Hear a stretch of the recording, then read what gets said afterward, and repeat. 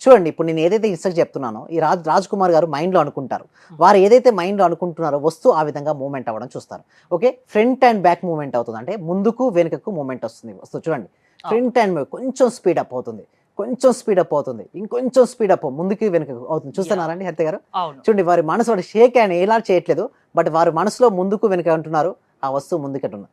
Just cool down, down, relax, relax, relax. ఇప్పుడు చూడండి ఇది స్టెబిలిటీగా వచ్చింది. స్టెబిలిటీ అవుతుంది, స్టెబిలిటీ అవుతుంది, స్టెబిల్ అయింది, స్టేబుల్ అయింది. ఇక్కడ ఏం జరిగిందంటే వారి యొక్క మైండ్ పవర్ అండి. ఇదంతా కూడా మైండ్ పవర్. అంటే మైండ్‌లో గనక ఇది రొటేషన్ అవుతుంది అనుకుంటే రొటేషన్ అవుతుంది. మన మనసులో ఇప్పుడు చూసినట్టయితే రాజ్ కుమార్ గారు మీ కెమెరా అండి ఇక్కడ వచ్చారు చేశారు. సేమ్ లైక్ దట్ మన మైండ్‌లో పాజిటివ్‌గా నాకు మనీ వస్తుంది అని భావిస్తే డైరెక్ట్ మనీ ఏం ఒళ్ళోకో లేదా ఇంట్లోకో రాదండి. ఎప్పుడైతే ఆపర్చునిటీ రూపంలో మనకి ఎంటర్ అవుతుంటుంది.